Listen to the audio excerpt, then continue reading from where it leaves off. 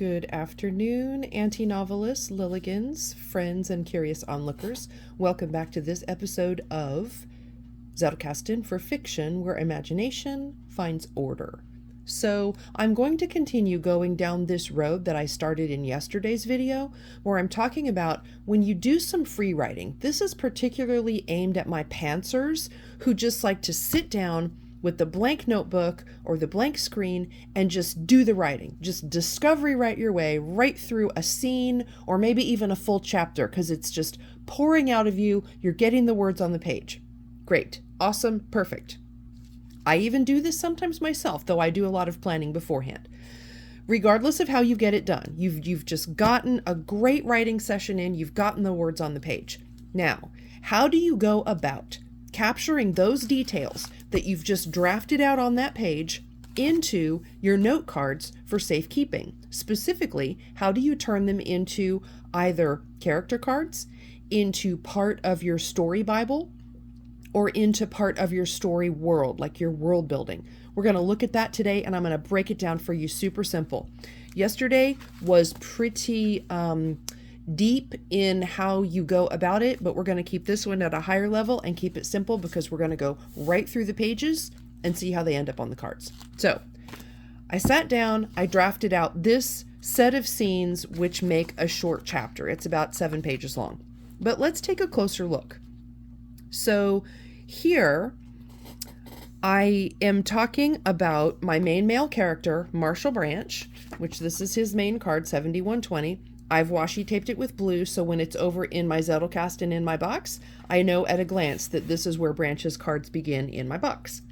So I've made a note about his date of birth. He was born in 1879, but I have not yet assigned his birthday date. That is a key piece that, depending on some other elements of the story, I can't make that decision yet. So I will come back to that and fill that in later when I have what's relevant. He lives in Guthrie, Oklahoma on the Diamond B Ranch, and I've even made a little drawing of what the ranch brand looks like.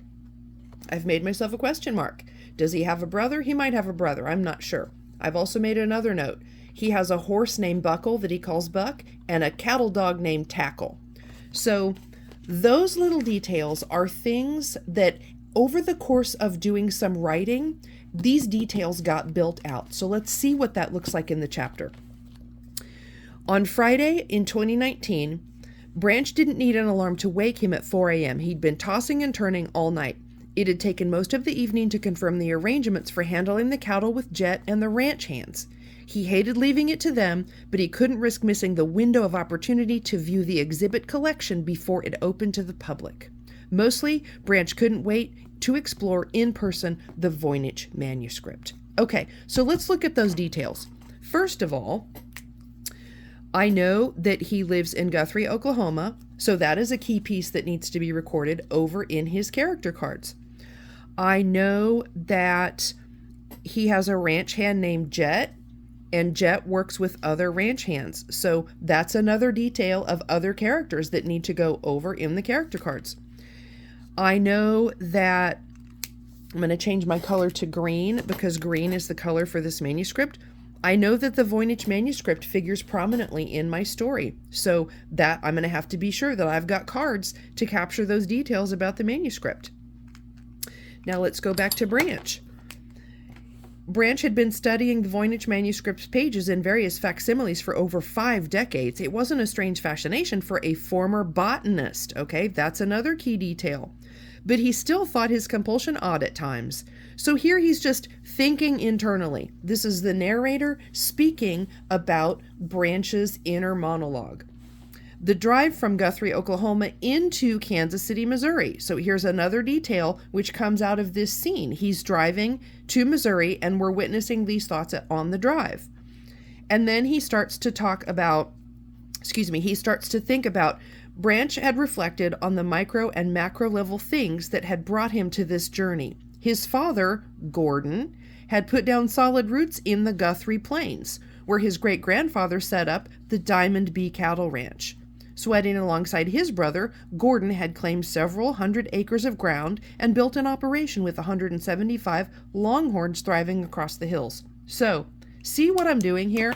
I'm just going through this scene, this little draft, and I'm pulling out the important character details that I need to save for later. So now I've pulled some cards to give you some examples. So we know that Branch's character number is 7120. So as another 7120 card, which actually I know this has an A after it, but we won't get into my numbering weeds. You can grow your own numbering weeds. These are mine. This is where I just roughed out a card. Branch's cow dog was purchased at Hanging Tree Cow Dogs, and his name is Tackle. So this is just making good on this little note on his main character card to myself to make a note for Tackle, because that dog is going to have some important scene elements later on in the story. So I need to be sure I've got his details down. Then I've got Gordon and Jane are Branch's mom and dad, and their number is 7120A. Then I've got Charlotte appears later. She's 7120.2, but she's Branch's first love. On 7120.3, I've got a card about 1917. Branch was in World War I, and there's another character here, and just a few details that I've actually clipped out of a spreadsheet where I was doing some brainstorming, and I've just tacked that right onto that card so that I don't forget those details about World War I. On 7121.5, at the ranch, I make a note later in this chapter, and I'm not going to go too deep into this because I think you get the hang of it. I talk about Branch sitting down in his study at the ranch. He pulls out an old manuscript that he's been keeping notes in, like a journal, and he looks up something. So I made myself a note that his table has trays, microscopes, books. I underline there's a particular book that's on his table. There's a leather journal under the table in a drawer from his mom, and I describe what that journal looks like. And I even describe the passage. Sweet Clover is on page 194, and it's dated 9/21/1915 at Riverbank. So out of this chapter, where I've written these details, just free writing them out, I'm then going back and I'm pulling those little details out and I'm adding them onto character cards. And here I've even made myself a little drawing of what Branch's office looks like. You've got his desk over here with his chair and a bookcase. You've got a sitting chair for a visitor. You've got that big conference table that he's sitting at with the drawer underneath that's got his journal in it. He's got a living wall of windows that's all plants and green things because he's a former botanist, we know from our chapter. So I've even visualized what his study looks like so that as I'm writing about it, I can pull this card and I know exactly what the orientation of that room is. He's got a cowhide rug on the floor, some nice wingback chairs on the rug. All that information is right here for me. He's even got his own Zettelkasten. Holy moly. Oh, yes, he does. Very cool. Branch is a Zettelkasten guy, I'm telling you.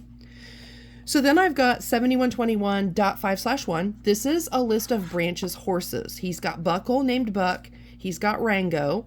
I make a note about Shiloh. That is a key piece, so that comes up later.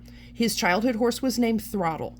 Then I also make a note, as kind of a joke to myself, he drives a 2019 black 4Runner. That is his mechanical horse of choice. Ha ha. So that's talking about his horses. 7123, I've got the name Takabi. That is his Native American childhood friend who also shows up later in this chapter. So I didn't pull all of his cards, but Takabi does have a few cards because he plays a key role later. Then Remember Jet. The passage I read, he had taken most of the evening to confirm the arrangements for handling the cattle with Jet and the ranch hands. Well, bingo. 7124.9. Jefferson D. Cox, his nickname, his ranch hand name is Jet. He's the ranch manager at the Diamond B Ranch. I don't have his date of birth. I make myself a note with a checkbox, add to timeline. My timeline is a big, literally fold out 2-foot long piece of paper where I've added all of the important events literally on a dated timeline so I can see them in relation to each other. But you'll notice Jet's date of birth, sometime in 1955, I have not assigned that yet, but I've left myself a checkbox on his character card when I figure out that date to go over and add it to his part of the timeline on my master timeline tracker. And I've even got a card, and this is from real time creation, We were driving on one of our trips. We're driving, I think this is when we were going up to Idaho. We're in the truck literally on March 29th, 24. And I've got my sketchbook, my little notebook with me, and I'm talking with my man about this story. And we just start kicking around ideas about Jet. Who is he? What's his backstory? Where did he come from? How has he become the man that he is? How did he come to be at the Diamond B Ranch? How did he come to work for Branch, and why does Branch trust him so much? We're just asking these questions out loud, talking through these details, and I'm literally scribbling them down as we're driving. He's from Black's Fork, Utah, which is a logging town. He's a general manager at the ranch. He loves work and horses. He hates laziness and sitting still. His jobs include being a logger, driving trucks, and a bouncer. So he has had it rough. He's kind of come up on the wrong side of the tracks and had to make his own way. And then I have all these other details that I literally just sketched out about him while we were driving on our trip. So rather than committing all of those details specifically to his note card, I literally folded that journal page and stapled it to Jet's character card. His main character card, 7124.9, and the details are right there. So that's yet another way that you can incorporate those scenes into your Zettelkasten. Just staple the rough notes to a note card and file them. The most important thing out of all of this is you have to be able to get back to this information. Where does that go? It goes in your index. So if I were to flip over to J and look under J for Jet, what am I going to see? I'm going to see 7124.9. There is Jet's tag right there. So if I need to know something about Jet or his backstory, I'm going to open my index.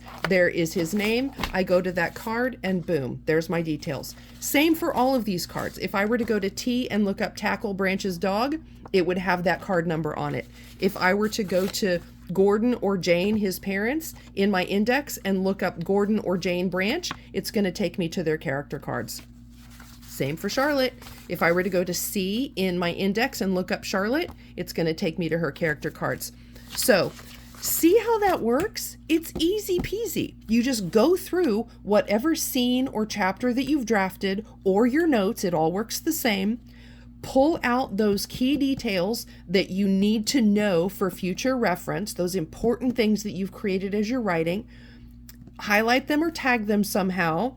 Each one gets its own card, each card gets a number, and then each one gets logged over in your index alphabetically so that you can go look up Guthrie, Oklahoma, and it's going to take you to that card.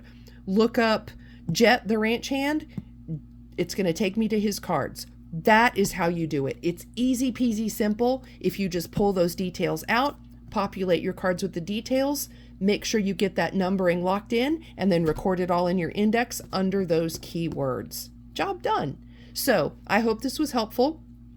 I will do another segment tomorrow where I keep on rolling down this road because I think this is probably one of the most confusing things, but it's definitely one of the most simple things once you just lock in that process. So I will leave you there for today. As always, thank you so much for all of my new subscribers. My birthday is in 6 days, and my goal is to reach 500 subscribers in the next 6 days. I think I can do it. I only need about 90 more. So woohoo, let's keep rolling.